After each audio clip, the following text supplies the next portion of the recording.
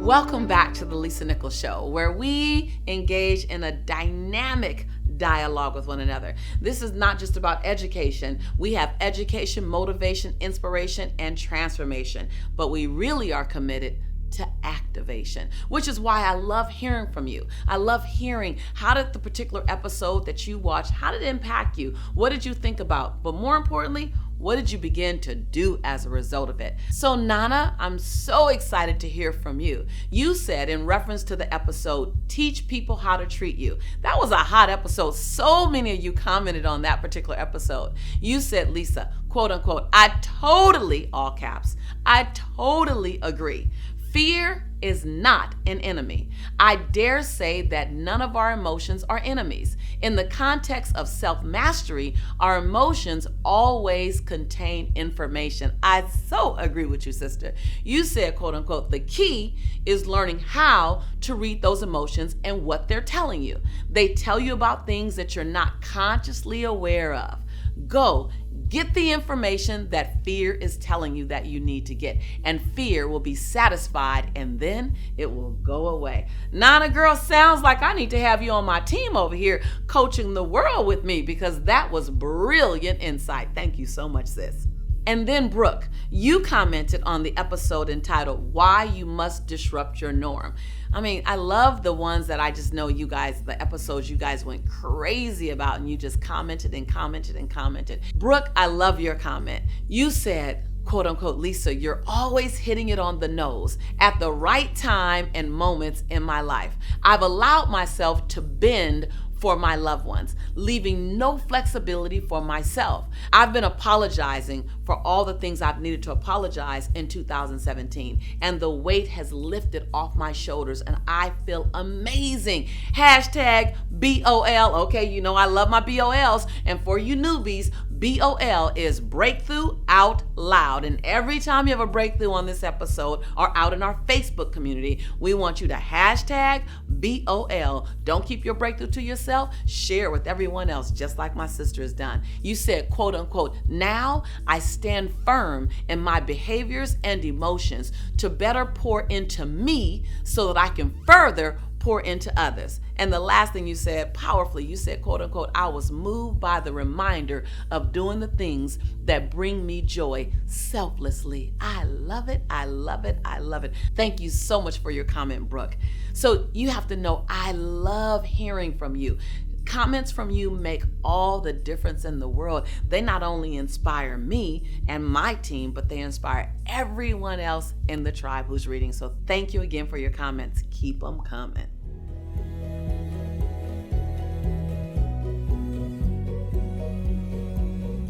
You know, we spend so much time and energy trying to prevent ourselves from falling. We spend so much energy trying to prevent a failure. We spend so much energy making sure we're safe.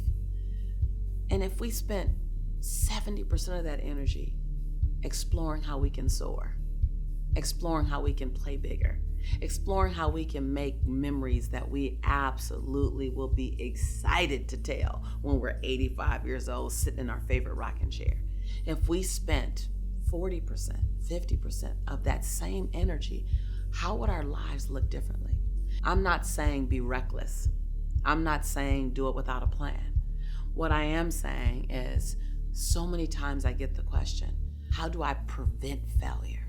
And I'd love for you to spend that same energy going, how could I ensure that I soar? How can I ensure that I live the life that I want to tell people about? That I write the story that's going to be really, really good to read?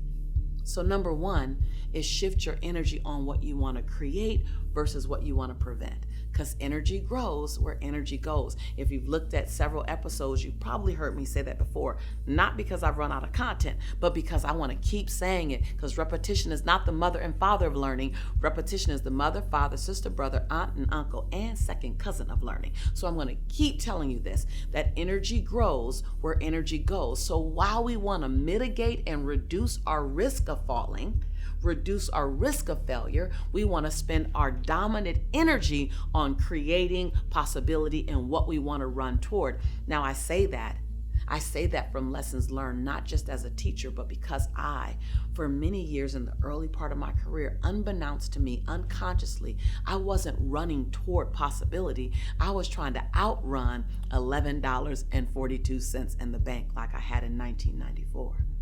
And so I know that once I was able to get far enough away from that experience, I started losing motivation. I stopped running as fast. I didn't know it. I didn't know why. But it's because I knew I wasn't threatened by ever seeing $11.42 again. And then all my motivation was gone.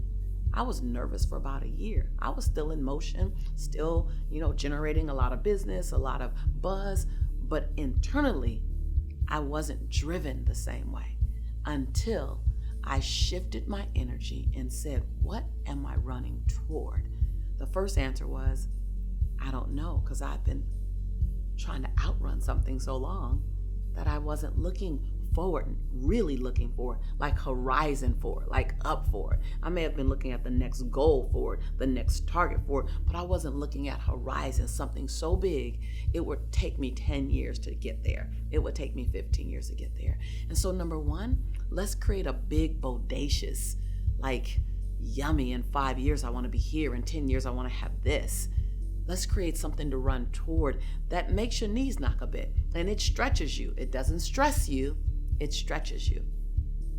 Number two, every time you make a mistake or you have a failure, it's feeding you information.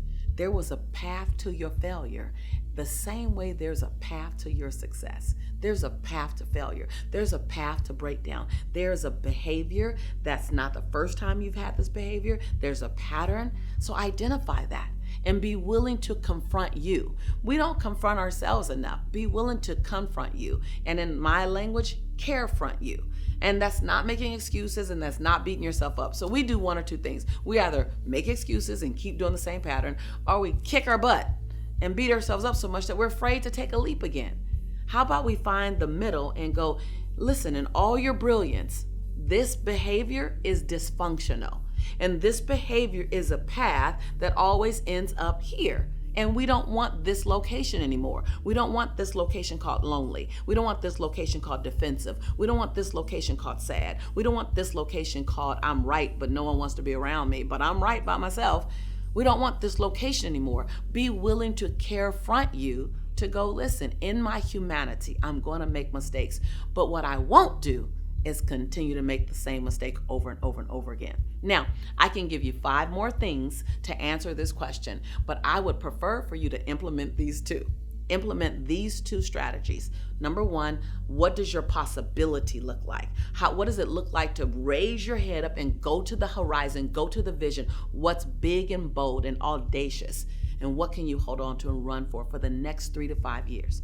And number 2, how can you hold yourself accountable at a higher level for the behavior that you continuously bring? Where I want you to comment now is I want you to put in the comment line, what behaviors do you know this behavior has chased me? This behavior, I've lived with it for the last 5, 10, 15 years, and now I've outgrown it.